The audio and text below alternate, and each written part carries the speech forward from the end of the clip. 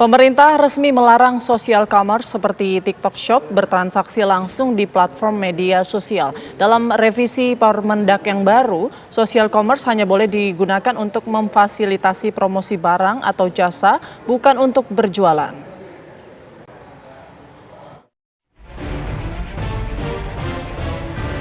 Pemerintah resmi melarang media sosial seperti TikTok digunakan untuk berjualan. Hal tersebut diputuskan dalam rapat terbatas bersama Presiden Joko Widodo di Istana Kepresidenan kemarin.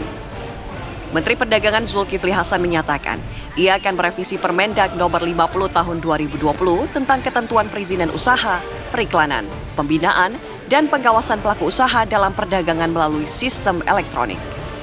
Permendak yang baru nantinya akan mengatur bahwa social commerce hanya diperbolehkan memfasilitasi promosi barang atau jasa, bukan untuk transaksi jual beli. Social commerce itu hanya boleh memfasilitasi promosi barang atau jasa. Promosi barang jasa. Tidak boleh transaksi langsung, bayar langsung, nggak boleh lagi. Dia hanya boleh untuk promosi.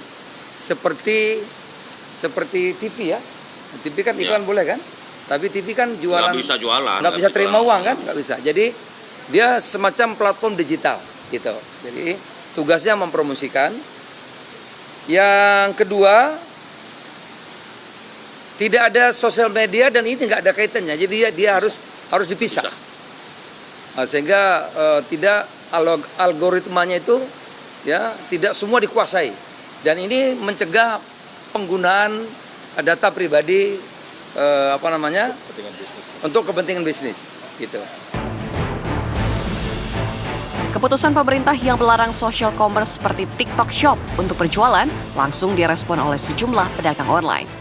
Ada jutaan seller kayak seperti kita ini, yang dapatannya 1 juta, 2 juta, 500.000, bahkan 200.000 sehari, yang terbantu dengan adanya platform tersebut. Dan ada banyak orang. Ada banyak orang juga di balik kita semua, gak cuma kita doang. Terus kita juga ini, ada 1 jutaan seller punya ratusan atau puluhan karyawan yang perlu kita hidupin. Kalau ditutup, kita mau kasih makan apa? Dan kita juga asalnya dari Tanah Abang ya. Nih. Ya, jadi betul. Ini salah satu seller Tanah Abang yang akhirnya pas COVID justru kita nggak bisa bertahan lagi di sana karena nggak bisa bertahan di offline. Kita harus tetap update, harus tetap ngikutin. Jadinya kita ikutan digital. Bisa jualan online juga, terbantu banget sampai akhirnya kita justru malah jadi nambah karyawan lagi, jadi semakin besar berkat sekarang bisa go digital kayak gitu. Justru sekarang kalau misalnya ditutup kita malah bingung ya, keran kita ditutup. Sebelumnya viral kondisi pasar Tanah Abang yang nyaris mati suri. Persaingan perdagangan online yang semakin sengit ditengarai menjadi penyebab anjloknya omset pedagang Tanah Abang. Penjualan tekstil melalui social commerce seperti TikTok Shop yang membandrol barang dengan harga yang sangat miring membuat konsumen berpaling dari pasar konvensional. Tak hanya itu, pedagang Tanah Abang juga babak belur karena gempuran produk impor yang bisa langsung dibeli oleh konsumen dengan harga yang sangat murah. Kondisi ini dikhawatirkan bisa mematikan UMKM dalam negeri. Tim TV One mengabarkan.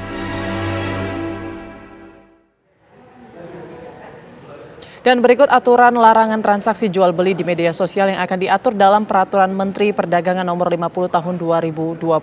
Permendak mengatur ketentuan perizinan usaha, periklanan, pembinaan, dan pengawasan pelaku usaha dalam perdagangan melalui sistem elektronik.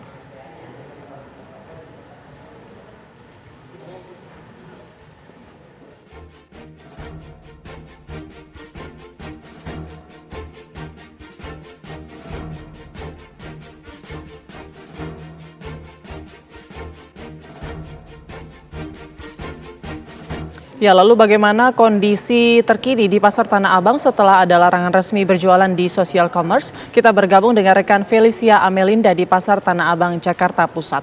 Felicia, seperti apa kondisi Pasar Tanah Abang saat ini? Ya Putri dan juga pemirsa, untuk kondisi Tanah Abang pada saat ini terpantau masih cukup sepi dan tidak terlalu ramai oleh pembeli. Tadi saya juga sudah beberapa kali mewawancarai para pedagang yang ada di sini mengenai kondisi toko mereka setelah adanya pelarangan TikTok Shop yang baru diresmikan oleh pemerintah kemarin. Dan mereka mengatakan bahwa belum adanya perubahan secara signifikan yang terjadi pada penjualan mereka hari ini setelah adanya pelarangan tersebut. Dan para pedagang di sini sangat menyetujui keputusan pemerintah dalam pelarangan TikTok Shop atau social media commerce tersebut. Karena mereka merasakan dampaknya sendiri adanya penurunan secara omset yang dirasakan oleh mereka pada saat adanya social media commerce tersebut. Dan mereka mengharapkan bahwa pembeli dapat mengunjungi pasar Tanah Abang kembali sehingga pasar Tanah Abang ini kembali hidup dan juga ramai. Pemirsa, seperti yang kita ketahui memang bahwa pemerintah secara resmi telah melakukan pelarangan praktik perdagangan pada sosial media kemarin. Dan juga memang hal ini dikarenakan untuk mencegah adanya penyalahgunaan data pribadi dan juga sebagai bentuk pendukung UMKM.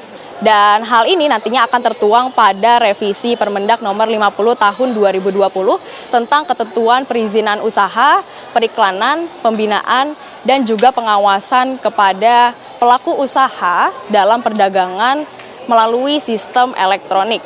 Dan Menteri Perdagangan Zulkifli Hasan juga mengatakan bahwa media sosial nantinya hanya dipergunakan untuk platform digital dalam mempromosikan produk, barang, ataupun jasa.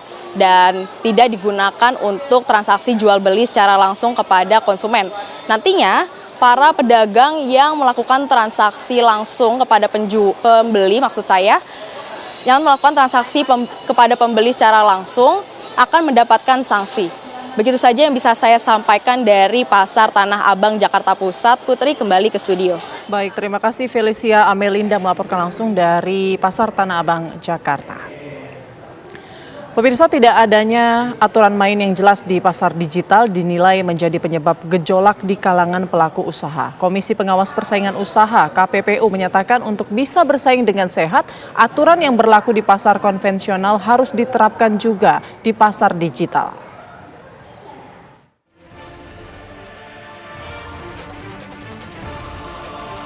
Komisi Pengawas Persaingan Usaha (KPPU) menyatakan Indonesia membutuhkan undang-undang yang mengatur khusus tentang pasar digital.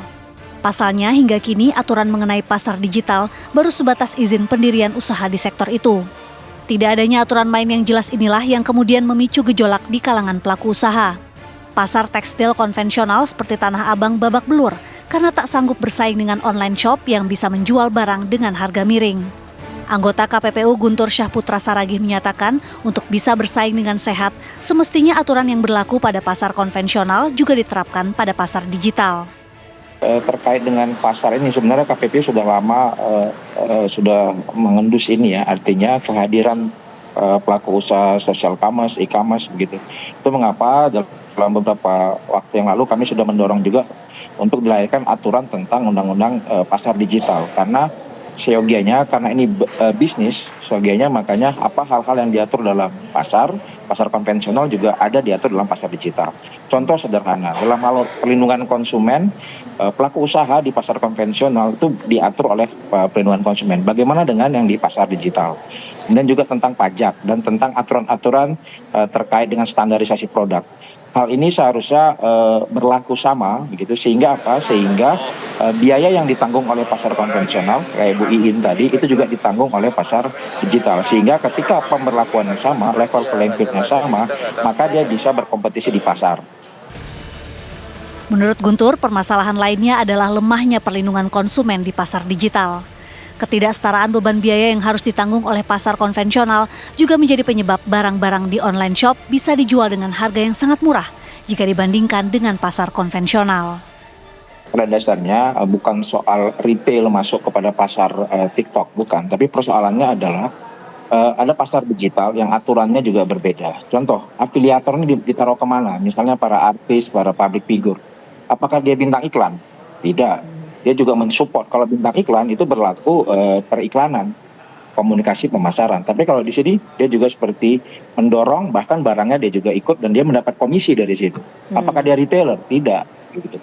Sementara di pasar konvensional diatur tanggung jawab retailer, gitu. Sehingga ini saya tidak cukup, gitu. Bukan berarti memindahkan pelaku usaha konvensional ke digital, tapi juga melindungi mereka dari, dan terutama sebenarnya seharusnya yang dikedepankan adalah pelindungan konsumen.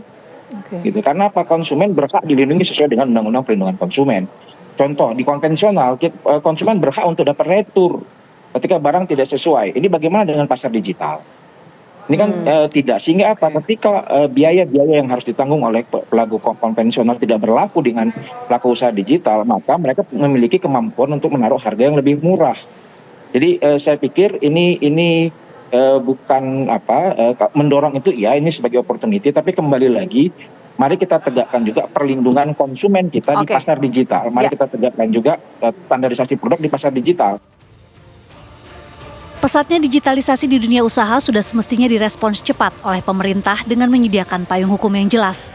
Aturan tersebut harapannya tak hanya berpihak pada pelaku usaha, melainkan pula pada perlindungan konsumen.